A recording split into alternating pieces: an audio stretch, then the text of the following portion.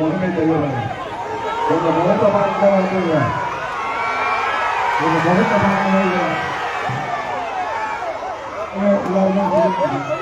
கொடியை இறங்கி தம்பி, கொடியை இறங்கி கீழே வருங்க. முகம் தெரியல பாருங்க. உங்க முகத்தை பார்க்கறதா இவ்வளவு தூரம் நான் வந்துருக்கேன். அவங்க கொடியால முகத்தை பார்த்தா நான் எப்படி பார்க்கறது?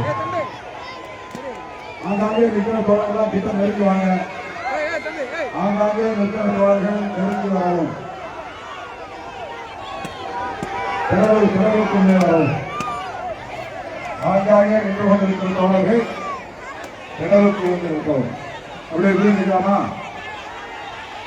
நமது சின்னம், நமது சின்னம், நமது சின்னம், நமது சின்னம்.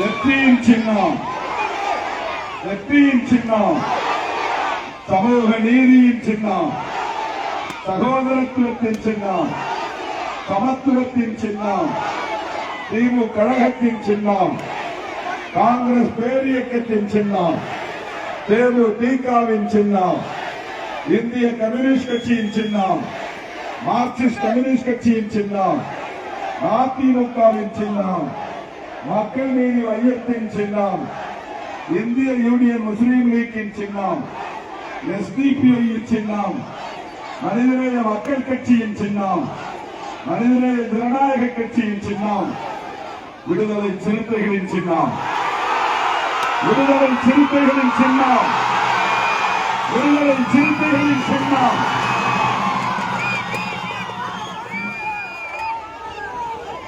நாகப்பட்டினம் சட்டமன்ற தொகுதியின் வெற்றி வேட்பாளர், மனிதநேய மக்கள் கட்சியின் தலைவர், சட்டமன்ற உறுப்பினர், பேராசிரியர் அண்ணன் ஜவாஹிருல்லா அவர்களே, திராவிட முன்னேற்ற கழகத்தின் மாவட்ட செயலாளர் மதிப்பிற்குரிய அண்ணன் கௌதமன் அவர்களே, திமுக, காங்கிரஸ், தேமுதிக, இந்திய கம்யூனிஸ்ட் கட்சி, மார்க்சிஸ்ட் கம்யூனிஸ்ட் கட்சி, மறுமலர்ச்சி திராவிட முன்னேற்ற கழகம், மக்கள் நீதி மையம், இந்திய யூனியன் முஸ்லீம் லீக், மனிதநேய மக்கள் கட்சி, எஸ்டிபிஐ, மனிதநேய ஜனநாயக கட்சி உள்ளிட்ட தோழமை கட்சிகளை சார்ந்த மாவட்ட பொறுப்பாளர்களே, நகர நிர்வாகிகளே, ஒன்றிய பேரூர் பொறுப்பாளர்களே,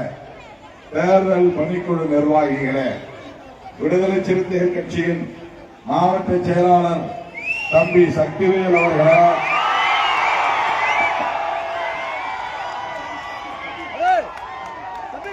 பொருளாளர் சண்முகம் அவர்களே, செய்தி தொடர்பாளர் கண்ணையன் அவர்களே, மாவட்ட துணை செயலாளர்களே, நிர்வாகக் குழு உறுப்பினர்களே, இளஞ்சிறுத்தை எழுச்சி பாசறை மாவட்ட பொறுப்பாளர்களே, மகளிர் விடுதலை இயக்கத்தின் மாவட்ட பொறுப்பாளர்களே, தம்பி நாகை அறிவு அவர்களே, மண்டல செயலாளர் நாகை அறிவழகன் அவர்களே, இடிமுரசு அவர்களே, மண்டல துணை செயலாளர்கள் சாதிக் அவர்களே, மற்றும் நெடுநேரமாக காத்திருக்கிற கட்டு கடங்காமல் திமிரி எழுகிற என் உயிரின் உயிரான விடுதலை சிறுத்தைகளே,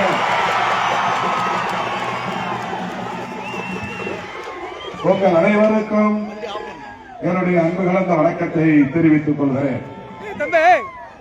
அண்ணன் ஜவாஹிருல்லா அவர்களை மீண்டும் சட்டமன்றத்திற்கு அனுப்ப வேண்டும். அவருடைய குரல் சட்டமன்றத்தில் ஒலிக்க வேண்டும். அவர் ஏற்கனவே வெற்றி பெற்றுவிட்டார் என்பதில் யாருக்கும் ஆட்சி கருத்தில்லை. நாளை தொகுதி நம்முடைய தொகுதி, தம்பி ஷானவாஸ் அவர்களை வெற்றி பெற வைத்த தொகுதி. கடந்த 5 ஆண்டுகளாக ஷானவாஸ் சட்டமன்றத்தில் எவ்வளவு சிறப்பாக பணியாற்றினார் என்பதை இந்த தொகுதி வாழ் மக்கள் நன்கு அறிவீர்கள். அந்த தொகுதியில் பேராசிரியர் ஜவாஹிருல்லா அவர்கள் இப்போது களம் காண்கிறார். இவரையும் நீங்கள் சட்டமன்றத்திற்கு பெருவாரியான வாக்குகளின் வித்தியாசத்தில் வெற்றி பெற வைத்து அனுப்பி வைக்க வேண்டும் என்று கேட்டுக் கொள்வதற்காக உங்களை தேடி வந்திருக்கிறேன். உங்களுக்கு நான் விடுக்கிற வேண்டுகோள், இன்னும் எஞ்சி இருப்பது 2 நாட்கள் தான். நாளை மாலை 5 மணியோடு பிரச்சாரம் போகிறது. நாளை மறுநாள் பிரச்சாரம் செய்ய முடியாது, ஆனால் இடைவெளி உள்ளது. 23ஆம் தேதி தமிழகத்தின் எதிர்காலத்திற்கு தீர்ப்பு எழுதுகிற நாள். நம் கையில் இருப்பது ஒரு ஓட்டு தான், ஆனால் இது நம் எதிர்காலத்தை தீர்மானிக்கிற வல்லமை பெற்றது. ஆகவே ஒவ்வொரு ஓட்டும் நமக்கு முக்கியமானது. வாக்குகள் சிதறக்கூடாது. ஒரு ஓட்டு கூட சிந்தக்கூடாது, சிதறக்கூடாது.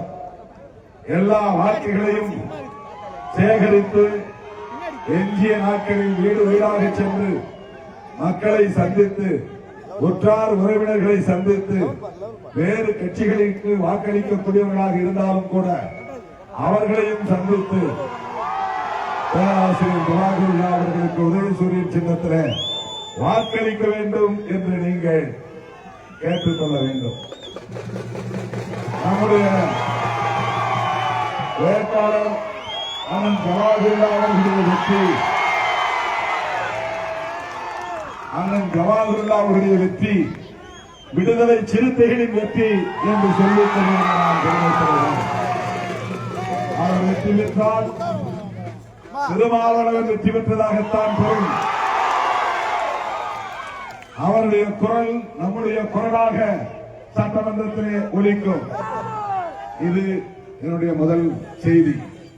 இரண்டாவது, நாம் இன்றைக்கு ஒரு மாநில கட்சியாக அங்கீகாரம் பெற்றிருக்கிறோம் என்று சொன்னால் அதற்கு 2 எம்பி தொகுதிகளில் நாம் வெற்றி பெற்றதுதான் காரணம். 4 எம்எல்ஏக்களை பெற்றிருந்தாலும் கூட 2 எம்பி தொகுதிகளில் வெற்றி பெற்றதனால்தான் நம்முடைய கட்சி ஒரு மாநில கட்சியாக, திமுகவுக்கு சொந்த சின்னம் இருப்பதை போல சிறுத்தைகளுக்கு ஒரு சொந்த சின்னம் கிடைத்திருக்கிறது. இதற்கு திமுக கழகமும் அண்ணன் அவர்களின் தலைமையிலான மனிதநேய மக்கள் கட்சியும் இந்த கூட்டணியில் இடம்பெற்றுள்ள எல்லா கட்சிகளும் காரணம். அவர்கள் எல்லாம் நமக்கு ஆதரவு தெரிவித்து நமக்கு வாக்களித்ததால் தான் நான் சிதம்பரத்தில் வெற்றி பெற்றேன், ரவிக்குமார் விழுப்புரத்தில் வெற்றி பெற்றார். இந்த 2 தொகுதிகளிலும் நாம் பெற்ற வெற்றி தான் இன்றைக்கு மாநில கட்சியாக இந்த கட்சி அங்கீகாரம் பெற்றிருக்கிறது. இந்த நாடு விடுதலை அடைந்த பிறகு அகில இந்திய அளவிலேயே அம்பேத்கர் பெயரில் இயங்குகிற இயக்கங்கள் 4 இயக்கங்கள் தான் அங்கீகாரம் பெற்றிருக்கின்றன அகில இந்திய அளவில் இந்த 80 ஆண்டுகளில். ஒன்று பகுஜன் சமாஜ் கட்சி, மாயாவதி தலைமையிலான கட்சி காஞ்சிராம் காலத்தில் அங்கீகாரம் பெற்றது. இரண்டாவது ராம்தாஸ் பாஸ்வான் அவர்களின் கட்சி பீகாரில். மூன்றாவது மகாராஷ்டிராவை சார்ந்த ராம்தாஸ் அத்வாலேவின் கட்சி மணிப்பூரிலே. இந்த 3 கட்சிகளும் வட இந்திய மாநிலங்களில் உள்ள கட்சிகள். ஆனால் தென்னிந்தியாவில் ஒரே கட்சிதான் அம்பேத்கர் பெயரில் இயங்குகிற கட்சி, தேர்தல் ஆணையத்தால் அங்கீகாரம் பெற்ற கட்சி விடுதலை சிறுத்தைகள் கட்சி தான். நாடு விடுதலை பெற்ற 3/4 நூற்றாண்டு கடந்த நிலையில் இந்த அங்கீகாரத்தை நாம் பெற்றதற்கு திராவிட முன்னேற்ற கழக தலைவர் அண்ணன் முத்துவேல் கருணாநிதி ஸ்டாலின் அவர்களின் நல்ல அன்பும் நல்ல ஆதரவும் தான். அண்ணன் பேராசிரியர் ஜவாஹிருல்லா உள்ளிட்ட நமது தோழமை கட்சிகளை சார்ந்த தலைவர்களின் நல்ல ஆதரவு தான். ஆகவே நம்முடைய கட்சி அங்கீகாரம் பெறுவதற்கு நமக்கு நல்ல ஆதரவு நல்கிய, நம்மை அரவணைத்த இந்த தலைவர்கள் தலைமையில் இயங்குகிற கட்சிகளின் வேட்பாளர்கள் போட்டியிடுகிற இடங்களில் வெற்றி பெற வேண்டும். அதிலே ஒன்று நாகப்பட்டினம் தொகுதி. அண்ணன் பேராசிரியர் ஜவாஹிருல்லா அவர்களும் வெற்றி பெற வேண்டும். தமிழ்நாட்டில் இன்றைக்கு நாம் 8 தொகுதிகளில் போட்டியிடுகிறோம். தென் மாவட்டங்களில் பெரியகுளம், கடலூர் மாவட்டத்தில் காட்டுமன்னார்குடி, பண்ருட்டி, செங்கல்பட்டு மாவட்டத்தில் திருப்போரூர், செய்யூர், விழுப்புரம் மாவட்டத்தில் திண்டிவனம், வேலூர், ராணிப்பேட்டை மாவட்டத்தில் அரக்கோணம். இந்த 8 தொகுதிகளிலும் நாம் வெற்றி பெற வேண்டும் என்பதற்காக திமுக உள்ளிட்ட தோழமை கட்சிகளை சார்ந்த அனைவரும் தீவிரமாக களப்பணியாற்றுகிறார்கள், வாக்குகளை சேகரிக்கிறார்கள். விடுதலை சிறுத்தைகளின் வேட்பாளர்கள் 8 பேரும் வெற்றி பெற வேண்டும் என்பதற்காக அந்த தொகுதிகளில் திமுக, காங்கிரஸ், தேமுதிக, இடதுசாரி கட்சிகள், இஸ்லாமிய கட்சிகள் எல்லோரும் வீடு வீடாக சென்று வாக்குகளை சேகரிக்கிறார்கள். அப்படி என்றால் நாகப்பட்டினம் தொகுதியை போட்டியிடக்கூடிய அண்ணன் ஜவாஹருல்லா அவர்களின் வெற்றிக்காக நாமும் பாடுபட வேண்டுமா வேண்டாமா? வீடு வீடாக சென்று வாக்குகளை சேகரிக்க வேண்டுமா வேண்டாமா? அவரை வெற்றி பெற செய்ய வேண்டுமா வேண்டாமா? வெற்றி பெற செய்வீர்களா? சட்டமன்றத்திற்கு அனுப்புவீர்களா? அவருடைய குரல் சட்டமன்றத்தில் ஒலிக்க செய்வீர்களா? உங்களுடைய அன்பான இந்த ஆதரவுக்கு நான் நன்றி சொல்ல கடமைப்பட்டு இருக்கிறேன். ஒன்றை சொல்ல நான் விரும்புகிறேன். இன்றைக்கு நாம் திராவிட முன்னேற்ற கழகத்தின் தலைமையிலான கூட்டணியிலேயே தொடர்வதற்கு என்ன காரணம்? தொடர்ந்து 9 ஆண்டுகளாக இந்த கூட்டணியிலேயே நீடிப்பதற்கு என்ன காரணம்? இதிலே நமக்கு ஒரு தெளிவு தேவை. அதிமுக பக்கம் போயிருந்தால் கூடுதல் இடங்களை பெற்றிருக்க முடியும். பலர் சொல்லுகிறார்கள். புதிதாக கட்சி தொடங்கிய விஜய் அவர்களோடு போயிருந்தாலும் நிறைய தொகுதிகளில் போட்டியிட்டு இருக்கலாம் சிலர் சொல்லுகிறார்கள். ஆனால் திருமாவளவன் அந்த முடிவை எடுக்கவில்லை. திராவிட முன்னேற்ற கழக கூட்டணியிலேயே தொடருவோம் என்றுதான் நான் அறிவித்தேன். நான் எடுத்த இந்த முடிவு சரி என்று நீங்கள் நிரூபிப்பீர்களா? திருமாவளவன் எடுத்த முடிவுதான் சரி என்று நீங்கள் நிரூபிப்பீர்களா? அப்படி என்றால் நீங்கள் அண்ணன் ஜவாஹருல்லா அவர்களுக்கு உதயசூரியன் சின்னத்திலே வாக்களிக்க வேண்டும். ஏன் நான் இந்த முடிவை எடுத்தேன்? அதிமுகவோ விஜய் கட்சியோ நாம் பேசுகிற அரசியலில், கருத்தியலில் உறுதிப்பாட்டோடு இருக்கக்கூடியவர்கள் இல்லை. அதிமுக பாஜகவோடு கூட்டணி சேர்ந்திருக்கிறது. எந்த நேரத்திலும் அவர்கள் நிலைப்பாட்டை மாற்றிக் கொள்ளக்கூடியவர்கள். ஜெயலலிதா அம்மையாரை போல உறுதிமிக்க ஒரு ஆளுமையாக அவர் இல்லை. நண்பர் விஜய் இன்றைக்கு ஒரு தொலைக்காட்சியிலே, மோன் என்கிற தொலைக்காட்சியிலே அவர் RSS ஓடு எவ்வளவு உறவாக இருக்கிறார் என்பதை அம்பலப்படுத்தி இருக்கிறார்கள். அவர் கட்சி தொடங்கியதே பாஜக சொல்லித்தான் தொடங்கி இருக்க முடியும் என்று இன்றைக்கு பலரும் சொல்லக்கூடிய நிலை ஏற்பட்டிருக்கிறது. ஏனென்றால் அவர் தொடங்கிய நாளிலிருந்து விமர்சிக்கிற ஒரே கட்சி திமுக தான். அவர் தொடங்கிய நாளிலிருந்து எதிர்க்கிற ஒரே தலைவர் அண்ணன் முத்துவேல் கருணாநிதி ஸ்டாலின் அவர்கள்தான். அவர் திமுக வெறுப்பு அரசியலை மட்டுமே பேசிக் கொண்டிருக்கிறார். திமுகவை தோற்கடிப்பேன், அதுதான் அவருடைய லட்சியம். தமிழ்நாட்டை மேம்படுத்துவேன் என்பதோ, வேலை வாய்ப்பில்லாத இளைஞர்களின் வேட்கையை தணிப்பேன், கோரிக்கைகளை நிறைவேற்றுவேன், வேலை வாய்ப்பை ஏற்படுத்தி தருவேன் என்பதுவோ, சாதி அடிப்படையில் இங்கே வன்முறைகள் நடக்காமல் ஒடுக்கப்பட்ட மக்களை பாதுகாப்பேன் என்பதாகவோ எந்த அரசியலையும் அவர் பேசவில்லை. சமூக நீதியை பற்றி பேசினாரா? சகோதரத்துவத்தை பற்றி பேசுகிறாரா? சமத்துவத்தை வென்றெடுப்போம் என்று பேசுகிறாரா? பாரதிய ஜனதாவை விமர்சித்திருக்கிறாரா?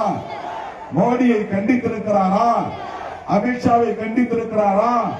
ஜனநாயக படத்தை திரையிட விடாமல் தடுத்த பாரதிய ஜனதா அரசை பற்றி வாய் திறந்து ஒரு வார்த்தையாவது பேசியிருப்பாரா?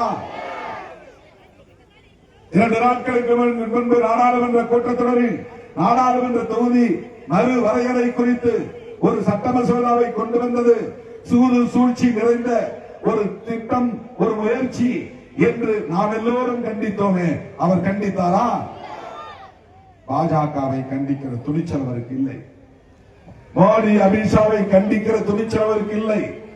ஏனென்றால் அவர்களால் களம் இறக்கி விடப்பட்டிருப்பவர் தான் நண்பர் விஜய். அவர் தனிப்பட்ட முறையில் வெற்றி பெற வேண்டும் என்பது அவருடைய நோக்கமில்லை.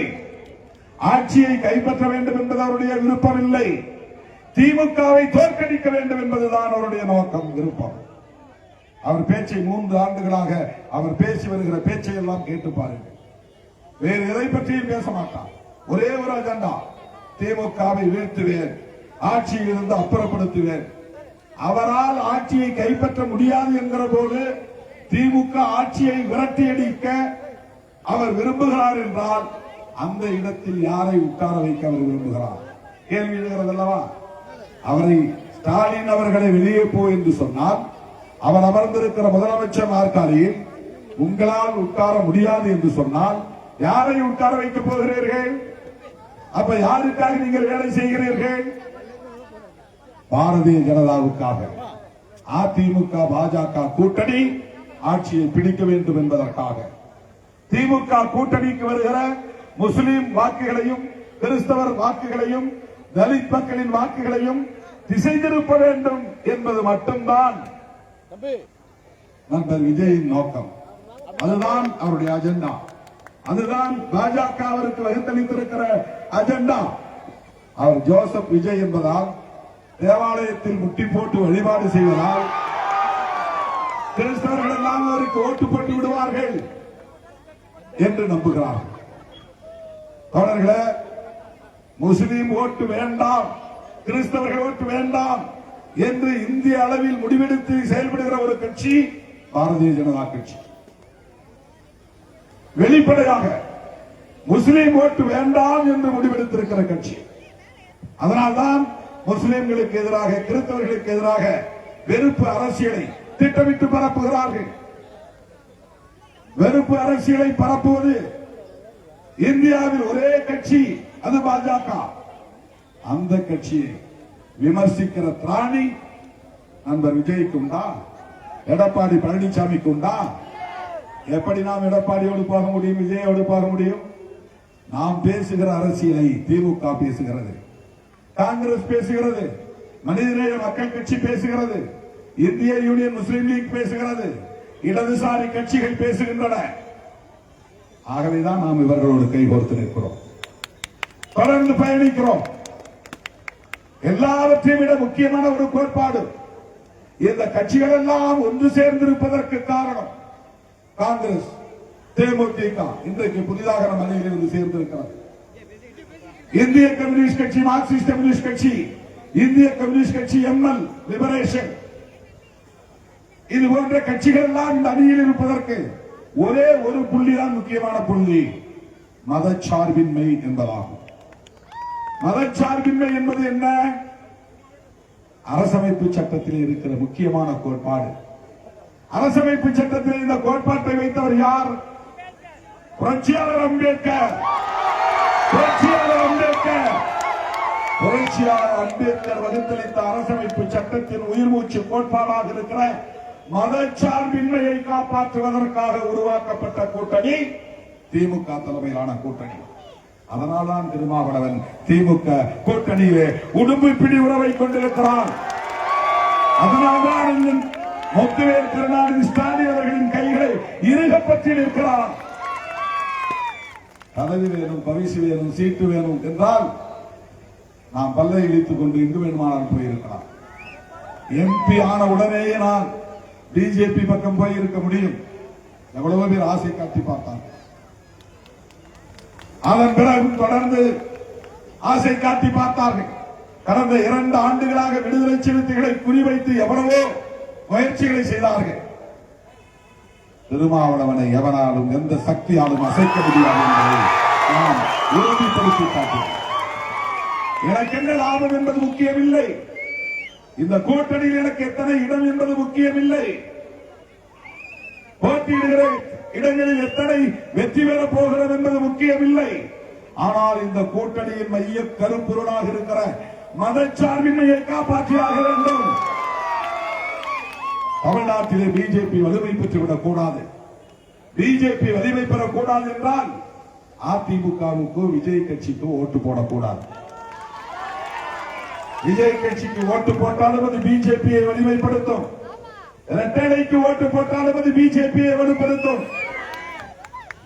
இரட்டை இலைக்கு போடுகிற ஒவ்வொரு ஓட்டும் மோடிக்குத்தான் போய் சேரும். ஜெயலலிதா அம்மையார் உயிரோடு இருந்த காலத்தில் பாரதிய ஜனதா கட்சியை எவ்வளவு கடுமையாக விமர்சித்தார், மோடியை எவ்வளவு கடுமையாக விமர்சித்தார். மோடியார் ஏடியா மோடி பார்க்கலாம் வா என்று அழைப்பு விடுத்தார். இதுவெல்லாம் நடந்த வரலாறு எடப்பாடி மறந்து போயிருக்கலாம், திருமாவளவன் மறக்க மாட்டார். எந்த காலத்தில் அதிமுக பாஜகவோடு கூட்டணி வைத்துக் கொள்ளாது என்று சொன்னாரா இல்லையா? எடப்பாடியே மறந்து போனார். எப்படி பாஜகவோடு கூட்டணி வைத்தார்? அது சிபிஐ உருவாக்கிய கூட்டணி. எடப்பாடியை மிரட்டி பாஜகவோடு சேர்த்தது சிபிஐ, தினகரனை மிரட்டி பாஜகவோடு சேர்த்தது சிபிஐ, உடைந்த பாமகவை மிரட்டி பாஜகவோடு சேர்த்தது சிபிஐ. அது சிபிஐயால் உருவாக்கப்பட்ட கூட்டணி. நம்முடைய கூட்டணி சிபிஐ இருக்கிற கூட்டணி. நம்ம கூட்டணியில் சிபிஐ இருக்கு. அங்கே சிபிஐ, இங்கே சிபிஐ, சிபிஐஎம், சிபிஐஎம்எல். நம்ம கூட்டணி ஏனென்றால் இது இடதுசாரிகளின் கூட்டணி, அது வலதுசாரிகளின் கூட்டணி.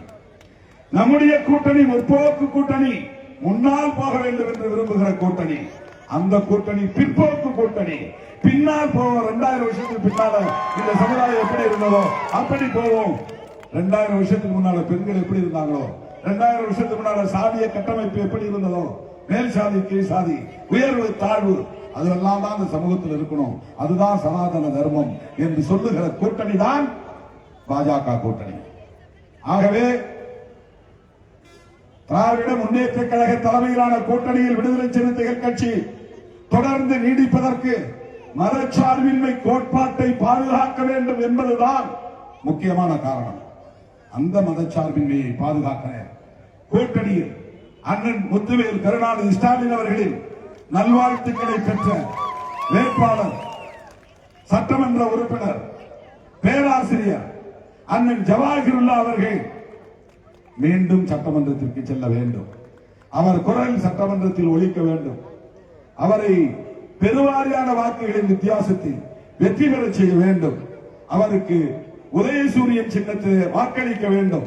நாம் வாக்களிக்க வேண்டிய சின்னம் மதச்சார்பின்மையை பாதுகாக்கும் சின்னம், சமூக நல்லிணக்கத்தை பாதுகாக்கும் சின்னம், சகோதரத்துவத்தை போற்றும் சின்னம், சமத்துவத்தை வென்றெடுப்பதற்காக போராடுகிற சின்னம், அம்பேத்கர் பிறந்த நாளை சமத்துவ நாள் என்று அறிவித்த சின்னம், பெரியார் பிறந்த நாளை சமூக நீதி நாள் என்று அறிவித்த சின்னம், ஐயா இளைய பெருமானுக்கு மணிமண்டபம் கட்டிய சின்னம், இரட்டமலை சீனிவாசனருக்கு மணிமண்டபம் கட்டிய சின்னம், பண்டிதர் அயோத்திதாசருக்கு நினைவு மண்டபம் கட்டிய சின்னம், அம்பேத்கருக்கு மணிமண்டபம் கட்டிய சின்னம், இமானுவேல் சேகரனாருக்கு மணிமண்டபம் கட்டிய சின்னம், அண்ணல் அம்பேத்கர் தொழில் முன்னோடிகள் திட்டம் உருவாக்கிய சின்னம், கலைஞர் கனவு திட்டத்தை கொண்டு வந்த சின்னம், விடியல் பயணத்தை அறிவித்து நடைமுறைப்படுத்திய சின்னம், மகளிர் உரிமை தொகையை 1000 வழங்கி இப்போது 2000 உயர்த்தப் போகிற சின்னம், நான் முதல்வன் திட்டத்தை நடைமுறைப்படுத்திய சின்னம், தமிழ் புதல்வன் திட்டத்தை நடைமுறைப்படுத்தி வருகிற சின்னம், புதுமை பெண் திட்டத்தை நடைமுறைப்படுத்தி வருகிற சின்னம், காலை சிற்றுண்டி உணவு திட்டத்தை 5 ஆண்டுகளாக வெற்றிகரமாக நடைமுறைப்படுத்திய சின்னம், 8ஆம் வகுப்பு வரையில் மீண்டும் நீடிக்க போகிற சின்னம், இல்லத்தரசிகளுக்கு 8000 ரூபாய் கூப்பன் வழங்க போகிற சின்னம், ஏழை எளிய மக்களின் சின்னம், விளிம்பு நிலை மக்களின் சின்னம், இஸ்லாமியர்களின் பாதுகாப்பு சின்னம், கிறிஸ்தவர்களின் பாதுகாப்பு சின்னம், விடுதலை சிறுத்தைகளின் சின்னம், திருமாவளவனின் சின்னம், விடுதலை சிறுத்தைகளின் சின்னம். அரவாதியில் உதயசூரியன் சின்னத்திலே வாக்களித்து அண்ணன் ஜவாஹிருல்லா அவர்களை சட்டமன்றத்திற்கு அனுப்ப வேண்டும் என்று கேட்டுக்கொள்கிறேன்.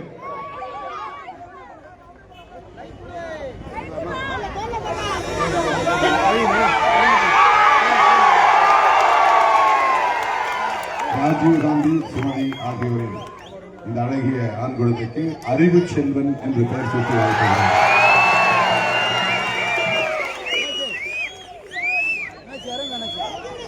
பெட்டி அரவிந்த் என்பவர் தன்னுடைய பெயரை அரவிந்த் வளவன் என்று மாற்றிக் கொண்டதாக அறிவித்திருக்கிறார்.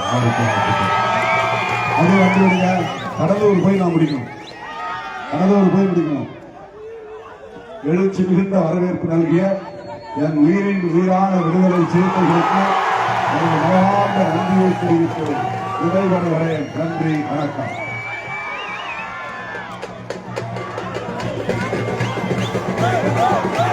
பல்வேறு கட்சிகளிலிருந்து விலகி விடுதலை சிறுத்தைகளில் நம்மை இணைத்துக் கொள்கிறார்கள்.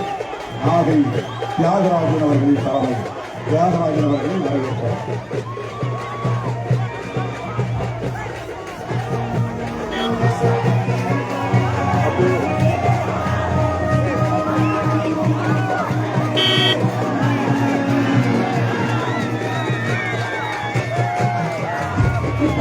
Vamos, vamos,